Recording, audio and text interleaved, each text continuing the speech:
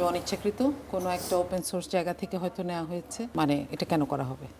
কালকে আমরা দেখলাম নির্বাচনের ডামাডোল বাংলাদেশে। কোনো কোনো ক্ষেত্রে এটা বিতর্ক থাকতে পারে, কিন্তু ভোটের যে উৎসব সেটা মনে হয় বহুদিন পর বাংলাদেশের মানুষ পাচ্ছে। আমরাও সারাদিন খবর দিয়ে যাচ্ছি। কালকে জামাত আনুষ্ঠানিকভাবে তারা তাদের ইশতেহার ঘোষণা করেছে। মার্দিয়া মমতাজ, আপনাকে দিয়ে শুরু করি। জামাত তাদের পিপলস ম্যানিফেস্টোতে 26টি অগ্রাধিকার ইস্যু এবং 2040 সালের মধ্যে $2 ট্রিলিয়ন অর্থনীতির লক্ষ্যমাত্রা নির্ধারণ করেছে। 2040 সালের মধ্যে মাথাপিছু আয় $10,000 উন্নীত করার একটা বড় রকমের স্বপ্ন তারা দেখিয়েছেন। আপনি একটু আমাদেরকে এটা দিয়ে শুরু করবেন যে ম্যানিফেস্টোর যে ছবিগুলো আমরা উল্টাপাল্টে দেখছিলাম, সেই ছবিগুলোর মধ্যে সব কিছু ঠিকঠাক ছিল, সব কিছুই উচ্চাভিলাষী মোটামুটি, কিন্তু স্বপ্ন দেখার মতো বড় বড় পজিটিভ, মানে যারা কথা বলছিলেন পজিটিভই বলছিলেন।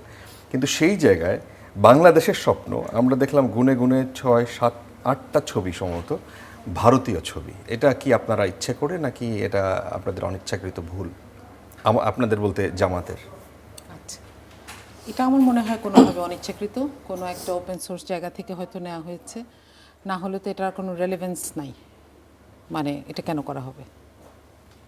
না, এটা একটা অনিচ্ছাকৃত ভুল ছিল। জি জি, আমার মনে হয় আমি কোনো ক্লারিফিকেশন এখনও দেখি নাই কোথাও।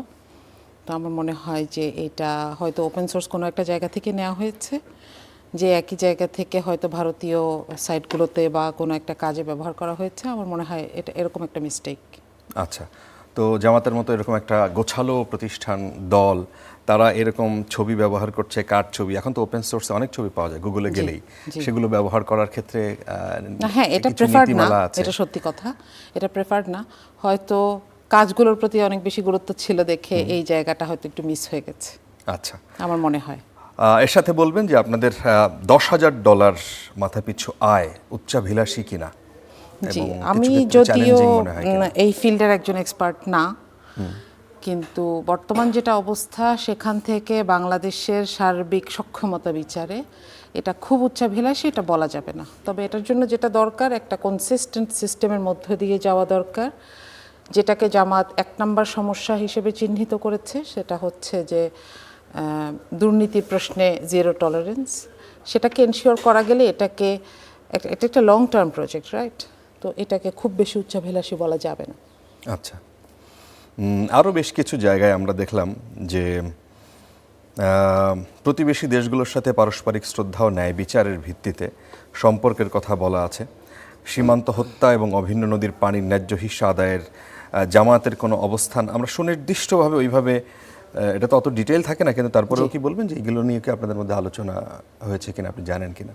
জি, দেখেন, জামাতের আমির তার নিজের বক্তব্যে আগে এবং পরে দুইটাতেই বক্তব্যে এ ব্যাপারে ইন্ডিকেশন দিয়েছেন। তবে ইশতেহার তো হচ্ছে একটা জিনিস যেটা মানুষের কাছে যায় এবং সেটা আসলে এখানে কথা বলার শেষ নাই, চাইলে এটাকে একটা থিসিসও বানিয়ে ফেলা যায়। তো এখানে এমন কিছু বিষয় রাখা হয়েছে যেখানে মূলনীতিগুলো বোঝা যায় যে কোন মূলনীতির ওপরে বা কোন স্ট্যান্ডার্ডের ওপর দাঁড়িয়ে কাজ করা হবে। এখন বাংলাদেশের সার্বভৌমত্ব প্রশ্নে এবং প্রতিবেশীর সাথে সম্মানজনক বা মর্যাদাজনক সম্পর্কের ক্ষেত্রে যারা আপোষহীন থাকবে তাদের জন্য তো সীমান্ত হত্যার ব্যাপারে বা অন্যান্য ব্যাপারগুলোতে শক্ত হওয়াটাই স্বাভাবিক। আচ্ছা,